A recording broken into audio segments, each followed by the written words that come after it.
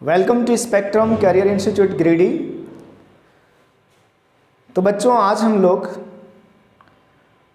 वैसे फंक्शन का इंटीग्रेशन करना सीखेंगे जिसे देखकर हमें ये नहीं पता चलता है कि इसका इंटीग्रेशन कैसे करना चाहिए। तो उस केस में हम लोग जो इंटीग्रेंड है, इंटीग्रेंड का मतलब जिसका इंटीग्रेशन करने वाले हैं, उसको ऐसा मैनेज करते हैं, मतलब उसको ऐसे रखते हैं उसको, मतलब इस तरह से उसको मैनेज करके लिखते हैं ताकि वहाँ बाई पार्ट लग जाए। ताकि क्या लग जाए? By part. ठीक है, बाई पार्ट अप्लाई हो जाए। जैसे बच्चों एग्जांपल से देखो, अगर आपको इंटीग्रेशन करना है x square divided by x sine x plus cos x के होल स्क्वायर को, अब आप इस इंटीग्रेंड को देखोगे तो क्या आइडिया आ रहा है आपके दिमाग में? क्या आइडिया आ रहा है? जितना भी कॉन्सेप्ट अभी तक आपने पढ़ा इंटीग्रेशन का, क्या डायरेक्ट कुछ ऐसा लग रहा है कि सब्स्टिट्यूशन अप्लाई करें? आपने सब्स्टिट्यूशन पढ़ा तो पढ़ा है क्या, जो अगर इसको हम टी मानते हैं तो इसका डेरिवेटिव प्रेजेंट रहना चाहिए। लेकिन आप जब इसको टी सब्स्टिट्यूट करोगे, इसको टी मानोगे, उसका डेरिवेटिव निकालोगे तो वो डेरिवेटिव यहाँ मल्टीप्लाई में नहीं मिलेगा आपको, है ना। उसके बाद आप लोगों ने ट्रिग्नोमेट्रिक फॉर्म का पढ़ा, मतलब केवल ट्रिग्नोमेट्रिक फंक्शन रहता है। यहाँ पर तो केवल ट्रिग्नोमेट्रिक फंक्शन है नहीं, ट्रिग्नोमेट्रिक भी है, एल्जेब्रिक भी है। और ट्रिग्नोमेट्रिक और एल्जेब्रिक है तो आपके दिमाग में आता है बाई पार्ट। तो बाई पार्ट अगर आप लगाना चाहते हो, अगर एक्स स्क्वायर को फर्स्ट फंक्शन मानते हो और 1/x sign x plus cos x के होल स्क्वायर को सेकेंड मानते हो, तो ये देखो, ये फंक्शन, ये जो फंक्शन है नीचे ये वाला x sine x plus cos x, ये केवल ट्रिग्नोमेट्री नहीं है, इसमें एल्जेब्रिक फंक्शन भी। तो है ना दिक्कत। तो यहां पर हम क्या करेंगे, इस इंटीग्रेंड को ऐसा मैनेज करेंगे ताकि इंटीग्रेशन हो जाए। फिर भी सब्स्टिट्यूशन तो अप्लाई करके देखना ही चाहिए हमें। चलो हम एक काम करते हैं, यहां पर अगर ये x sign x plus cos x है, अगर इसको मैं t मान लेता हूं तो देखते हैं क्या आता है। t इक्वल टू हमने मान लिया x sign x plus cos x, right. अब इसका डिफरेंशिएशन करते हैं बच्चों, ये dt x into sine x, यहां पर दो फंक्शन मल्टीप्लाई में है, प्रोडक्ट के फॉर्म में है, तो प्रोडक्ट रूल अप्लाई करेंगे। x कॉमन साइन एक्स का derivative cos x plus sine x common x का डेरिवेटिव 1, कॉस एक्स का डेरिवेटिव होगा बच्चों माइनस साइन एक्स और x का dx। तो dt equal to sine x कटा x into cos x dx। अब एक चीज यहां पर देखो, इसका जो डेरिवेटिव आया वो x cos x आया। x cos x यहां मल्टीप्लाई में रहना चाहिए था, लेकिन है ही नहीं। और नहीं है तो हम क्या कर सकते हैं, यहां पर ऐसा करते हैं कि x cos x मल्टीप्लाई में प्रोडक्ट में बना लेते हैं। तो x तो प्रेजेंट है बच्चों, लेकिन cos x मल्टीप्लाई में नहीं है। इसीलिए क्या करते हैं कि यहाँ न्यूमरेटर में x cos x हमने बना लिया, मतलब मल्टीप्लाई कर दिया x cos x से।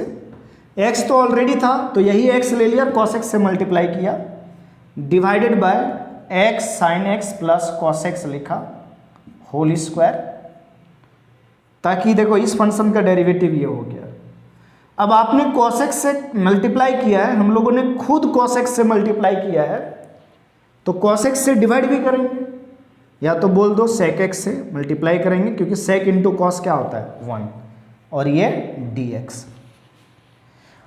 अब आप सोचो कि बाई पार्ट में हम लोग क्या करते थे। बाई पार्ट में हम लोग दो फंक्शन प्रोडक्ट के फॉर्म में रहता था, तो एक फंक्शन को फर्स्ट मानता था, दूसरे को सेकेंड। अब जो सेकेंड फंक्शन होता है उसका इंटीग्रेशन आसानी से हो जाना चाहिए, है ना। तो देखो बच्चों, यहां हमने फॉर्म कर लिया, इस फंक्शन का इंटीग्रेशन आसानी से हो जाएगा। कैसे होगा? इसका डेरिवेटिव ये है, इसका डेरिवेटिव ये है, यानी ये हमारा सेकेंड फंक्शन और ये जो हमारा पार्ट है इसको हमने फर्स्ट फंक्शन कंसिडर कर लिया। चलो एक काम करते हैं, इस फंक्शन का इंटीग्रेशन करके रख लेते हैं, इसका इंटीग्रेशन कर लेते हैं पहले यहीं पर। तो ऐसा करते हैं कि साइड में इसका इंटीग्रेशन कर लेता हूँ अलग से, x cos x बटे x sin x plus cos x का होल स्क्वायर। जैसा कि इसको t माना था बच्चों, तो इसका डेरिवेटिव ये आया, मतलब 1/t² dt। देखो x cos x के जगह dt और इसको t लिया था, ये t पे पावर -2 लिखा जाएगा क्या, इंटू dt। t पे पावर -2 का इंटीग्रेशन t पे पावर -1 बटे -1 प्लस c, लिखो या नहीं लिखो कोई दिक्कत नहीं, चलो लिख लिया अभी। तो ये -1/t प्लस c आया, यानी कहने का मतलब -1 बटे t का value x sin x plus cos x। ठीक है, ये जो सेकेंड पार्ट है, जो सेकेंड फंक्शन हमने कंसिडर किया है, इसका इंटीग्रेशन -1 बटे x sin x plus cos x आएगा।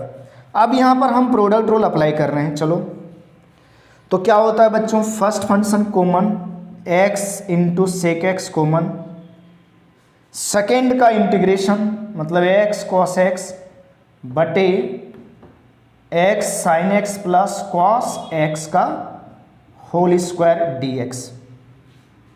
First function common second integration के अंदर, फिर minus integral derivative of first function मतलब derivative of x sec x, integration of second function मतलब x cos x by x sin x plus cos x का whole square dx और whole integration. Right, यही होता है ना formula. तो बच्चों यहां से देखो I equal to x into sec x हो गया, x इंटू सेक एक्स, और इसका इंटीग्रेशन हम लोगों ने फाइंड आउट कर लिया -1 बाय, तो into -1 by x sin x plus cos x, फिर बच्चों माइनस, ये माइनस, इसका डिफ्रेंशिएशन करना है आपको। तो डिफ्रेंशिएशन करना है इंटीग्रेशन के अंदर, x कॉमन, सेक का डेरिवेटिव होता है sec into 10x plus sec x common, तो x का डेरिवेटिव 1 और इंटू इसका इंटीग्रल है -1 बटे x sin x plus cos x, और पूरे क्या बच्चों आगे dx। ओके, हाँ तो मैं क्या बता रहा था यहां पर कि इस फंक्शन का जो इंटीग्रल है वो क्या है, -1 by x sin x plus cos x, तो -1 by x sin x plus cos x into dx। थोड़ा सा स्पेस कम पड़ रहा है, देखो आगे माइनस, ये माइनस है तो -x sec x by x sin x plus cos x। देखो बच्चों माइनस माइनस प्लस, यहां पर आप क्या करो, सेक एक्स कॉमन ले लेते हैं, सेक एक्स कॉमन लिया तो यहां बचा बच्चों x 10x plus 1 divided by x sin x cos x, x sin x plus cos x और ये dx। देखो बच्चों -x sec x by x sin x plus cos x plus integral sec x, इस 10x को लिख सकते हो sin x बाय cos x प्लस का 1 divided by x sin x plus cos x dx। ठीक, -x sec x by x sin x plus cos x plus sec x, और बच्चों x sin x, और यहाँ एलसीएम अगर cos x है तो plus cos x divided by, ये जो एलसीएम cos x है इसको नीचे लिख दिया, और into x sin x plus cos x और ये dx। आपको क्या नजर आ रहा है, देखो x sin x plus cos x यहां भी मल्टीप्लाई में नोमिनेटर में भी और डिनोमिनेटर में भी, तो यहां से पूरा कैंसल। और ये cos जब ऊपर जाएगा बच्चों, जैसे 1/cos क्या होता है sec x, तो sec into sec sec² x हो जाएगा। ठीक है, आगे देखो I equal to minus x sec x by x sine x plus cos x plus integration of 1/cos बोला क्या sec और into sec sec² x dx। अब बच्चों बताओ sec² x का इंटीग्रेशन क्या होता है, 10x होता है इंटीग्रल। तो यहां से दिस इंप्लाई दैट आंसर क्या हो गया, minus x sec x by x sine x plus cos x, x sine x plus cos x plus sec² x का इंटीग्रेशन 10x और प्लस कितना c। ये आपका आंसर।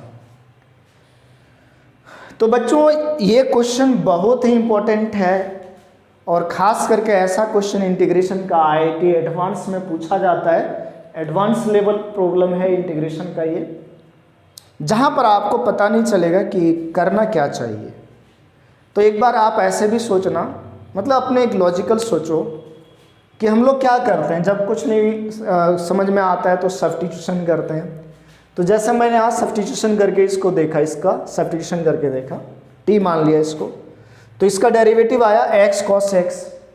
अब x cos x यहाँ मल्टीप्लाई में होना चाहिए, नहीं था, तो हमने क्या किया x cos x बना लिया। कैसे बनाया, मल्टीप्लाई किया, x ऑलरेडी था तो cos x से मल्टीप्लाई किया, तो cos x से डिवाइड भी करेंगे, तो यानी sec x से, यानी sec इंटू cos क्या होता है 1 होता है, कोई दिक्कत नहीं, वही चीज़ है।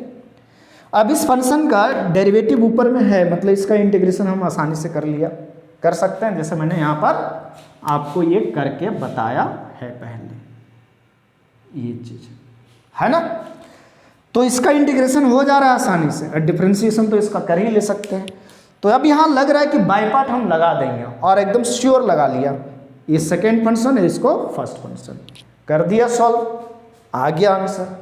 तो आप ये भी सोचोगे, इसलिए हमने हेडिंग लिखा है फोर्सिंग इंटीग्रेंड बाय पार्ट, मतलब इंटीग्रेंड में जबरदस्ती बाय पार्ट लगा करके इंटीग्रेशन करना। ओके बच्चों, तो अब मैं इसको क्लीन कर देता हूं, तो आप लोग एक बार स्क्रीनशॉट ले लो, फिर मैं देखो एक नेक्स्ट बढ़िया सा ट्रिक बताता हूं सेकेंड टाइप के क्वेश्चन का। ओके बच्चों, तो आप स्क्रीन पे देख सकते हो कि इस फॉर्म का इंटीग्रेशन, वैसे तो इसको बाय पार्ट से ही करते हैं, है ना। एक्सपोनेंशियल फंक्शन यहाँ पर आपको दिख रहा है, तो इसमें तो हम लोग बाय पार्ट ही अप्लाई करते हैं। लेकिन यहाँ पर देखो मैंने क्या लिख रखा है कि इंटीग्रेशन ऑफ fx इंटू ई पे पावर ax dx बराबर gx, मतलब इसका आंसर यही आएगा इस फॉर्म में। तो सबसे पहला देखो बात हम लोग क्या करने जा रहे हैं, यहाँ पर इसको जो सॉल्व करेंगे, खास करके जैसे मैंने एक एग्जांपल ले रखा है, इस क्वेश्चन को आप ना डायरेक्ट भी सॉल्व कर सकते हो फर्स्ट और सेकंड का फंक्शन मान करके, कोई दिक्कत नहीं, सॉल्व हो जाएगा।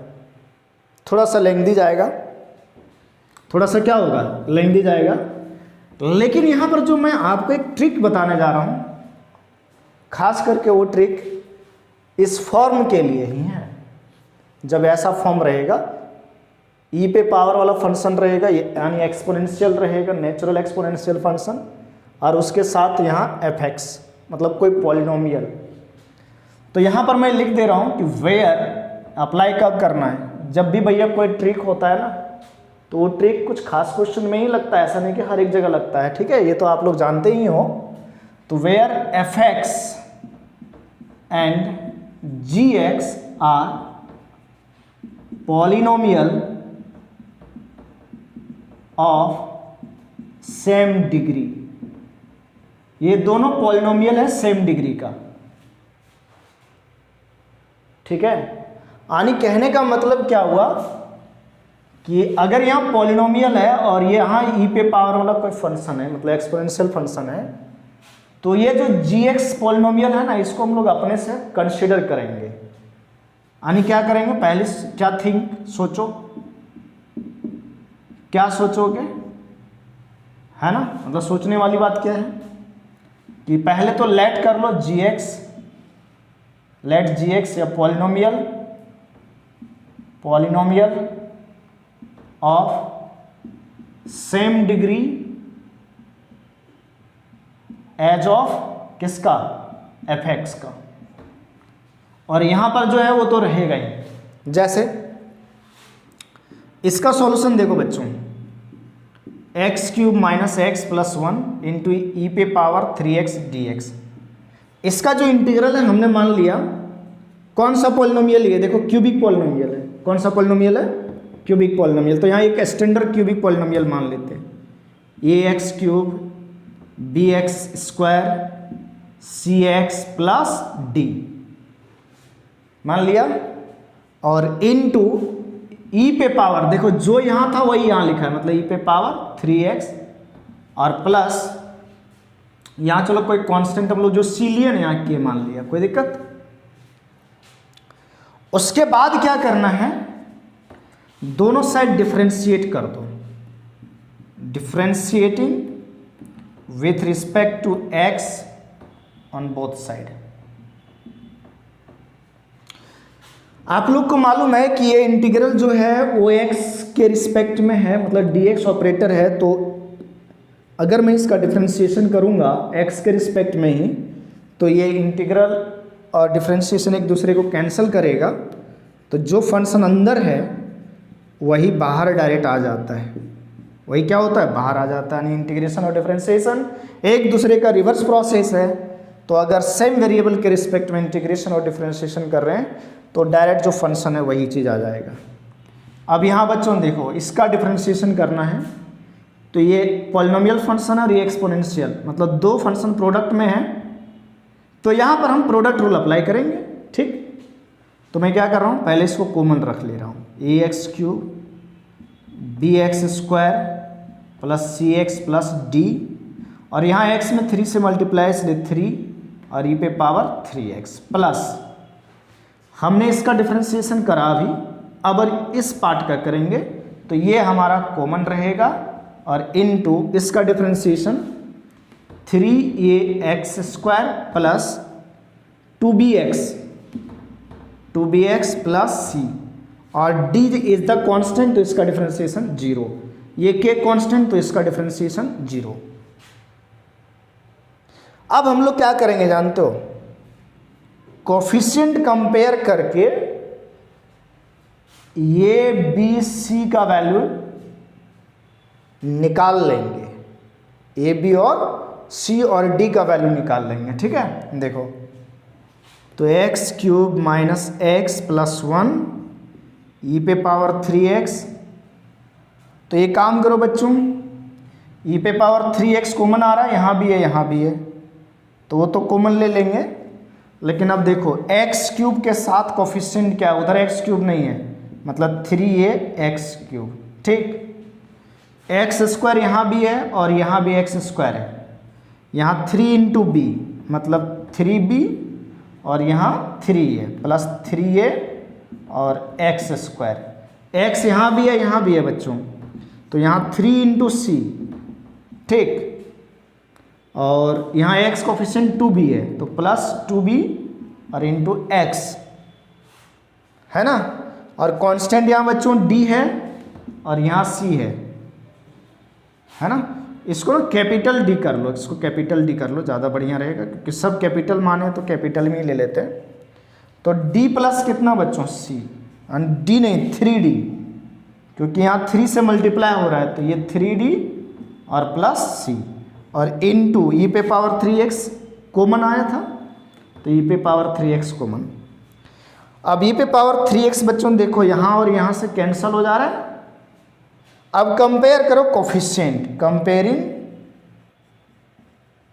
कंपेयरिंग कोफिशिएंट कंपेयर करोगे तो यहाँ x³ है का कोफिशिएंट 3a और यहाँ x³ का कोफिशिएंट 1, यानी बच्चों 3a इक्वल टू 1, तो a का वैल्यू आ गया आपका 1/3। एक्स स्क्वायर का कोफिशिएंट यहाँ पर 3b प्लस 3a है, 3b प्लस 3a, ठीक। और यहाँ एक्स स्क्वायर नहीं है, मतलब एक्स स्क्वायर का कोफिशिएंट यहाँ क्या हो गया 0, तो इक्वल टू 0। ए का वैल्यू हम निकाल चुके 1/3, इसको रखें ए के जगह पे, तो ये 1/3 इक्वल टू 0 कट गया ये बच्चों, 3b इक्वल टू, ये +1 है इधर जाएगा -1, b इक्वल टू -1/3, b का भी वैल्यू मिल गया हमें। अब x का कोफिशिएंट बच्चों यहाँ पर -1 है इक्वल टू, और यहाँ 3c + 2b है, 3c + 2b, b का वैल्यू हम निकाल चुके हैं बच्चों, तो 3c, b का वैल्यू -1/3 है, तो ये -2/3 हो जाएगा, और 3c इक्वल टू इधर आएगा प्लस, तो 2/3 -1, और ये -1/3 है ना, ठीक है। तो c का वैल्यू आ गया -1/9, c आ गया -1/9, ठीक। अब कांस्टेंट बच्चों है, देखो ये कांस्टेंट है और यहाँ कांस्टेंट 1 है, 3d + c कांस्टेंट और यहाँ 1, तो 3d + c बराबर 1, 3d, c का वैल्यू -1/9 आ चुका है बच्चों इक्वल टू 1, तो 3d इक्वल टू 1 + 1/9, तो 3d equal to 10/9 and d equal to 10/27। d का भी वैल्यू मिल गया, ये भी मिल गया, और आपका b भी मिल गया। और जैसे ये सभी मिल गया तो बताओ a b c d सब मिल गया, मतलब इसका आंसर आ गया। तो ये जो इंटीग्रेशन i इक्वल टू है, तो इसका आंसर क्या हो जाएगा, इसका आंसर क्या हो जाएगा, कहाँ लिख दूँ, चलो मैं ये ऊपर वाला आप कॉपी कर लो, मैं इसको क्लीन करता हूँ बच्चों, साफ कर देता हूँ, देखो। तो इसीलिए i का जो वैल्यू, जो इंटीग्रेशन का आंसर आया i इक्वल टू, वो क्या आया, देखो a का वैल्यू कितना 1/3, तो 1/3x³, b का वैल्यू कितना -1/3, तो -1/3x², c का वैल्यू कितना बच्चों -1/9, तो -1/9x, और d का वैल्यू 10/27 ना, हाँ 10/27, और इनटू e⁻³ 3x और प्लस का k, तो ये हो गया आपका आंसर। ओके बच्चों, तो आप लोगों को समझ में आ गया होगा कि अगर ऐसा फॉर्म है, यहाँ पॉलिनोमियल है और यहाँ एक्सपोनेंशियल है, तो आप इंटीग्रेशन इस तरह भी कर सकते हैं। अदरवाइज क्या करो, आप बाय पार्ट लगा लो, बाय पार्ट लगाओगे तो ये आपका सेकेंड फंक्शन और ये आपका फर्स्ट फंक्शन। तो जानते हो बाय पार्ट आपको एक बार लगाने से काम नहीं चलेगा, 3 बार लगाना पड़ेगा, क्योंकि इसका डिग्री कितना है 3 है। 3 बार जब डिफरेंशिएट करोगे ना, तब वो कांस्टेंट आएगा। आप लगा के देखना बाय पार्ट, इसको सेकेंड मानना, इसको फर्स्ट मानना, बाय पार्ट लगा के आप यूज करना। बस यहाँ थोड़ा सा लेंथी क्या है सॉल्व करना, ये a b c का d का वैल्यू निकालना, थोड़ा सा कैलकुलेशन है, लेकिन कितना अच्छा है सोचो आप यार।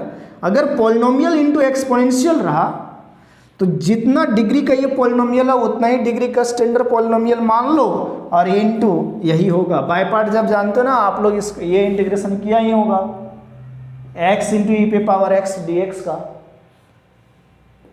इसके आंसर में ex तो आता ही है, तो इसके भी आंसर में e⁻3x तो आएगा ही आया, है ना। ओके बच्चों, तो आज जो हम लोग पढ़े ना, आज के लेक्चर बहुत ही इंपॉर्टेंट है उन बच्चों के लिए जो सोचते हैं IIT JEE। ओके बच्चों, तो आप अगर मेरे चैनल को, मेरे YouTube चैनल को सब्सक्राइब नहीं किया है तो आप ज़रूर सब्सक्राइब कर लीजिए, ठीक है, क्योंकि यहाँ पर आपको मैं धीरे धीरे करके सारे लेक्चर्स जो हैं अपलोड होता जाएगा। पर डे आप YouTube पे मेरे चैनल को विजिट कीजिए, आपको कोई ना कोई सब्जेक्ट का, कोई ना कोई टॉपिक का एक नया लेक्चर मिल जाएगा, नया वीडियो मिल जाएगा, जो आपके लिए बहुत ही इम्पोर्टेंट रहता है। ओके बच्चों, थैंक यू।